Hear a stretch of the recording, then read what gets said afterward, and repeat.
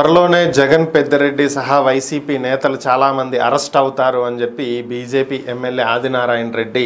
వ్యాఖ్యానించడం జరిగింది. దీనికి గల కారణాలు ఏంటనేది కనుక ఒకసారి పరిశీలించినట్లయితే ఆయన మాట్లాడుతూ గత ప్రభుత్వ హయాంలో 5 ఏళ్లలో అంటే జగన్ అధికారంలోకి వచ్చిన తర్వాత 2019 నుంచి 2024 వరకు ఉన్నటువంటి 5 ఏళ్ల సమయంలో 5 లక్షల కోట్ల రూపాయల అవినీతి జరిగిందని, ఇందులో 2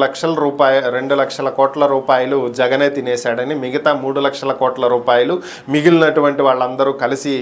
దోచేశారని చెప్పి ఆయన ఆరోపించడం జరిగింది. 175కి 175, 25కి 25, 200 స్థానాలు సాధిస్తామని చెప్పి గొప్పలు చెప్పుకున్నారని, ప్రస్తుతం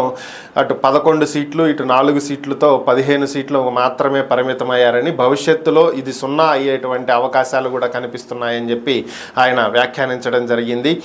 భారీ స్థాయిలో రాష్ట్రాన్ని దోచేసినటువంటి వ్యక్తులు వీళ్ళని, అటుపక్క ఢిల్లీలో సీఎం కేజ్రీవాల్ పరిస్థితి ఏమైందో ఇక్కడ ఏపీలో కూడా అలాంటి పరిస్థితులే ఏర్పడతాయని, తప్పు చేసినటువంటి వారిని ఎవ్వరూ కూడా కాపాడేటువంటి పరిస్థితే ఉండదని, దీని మీద పూర్తి స్థాయిలో ప్రభుత్వం విచారణకు సిద్ధమవుతుందని,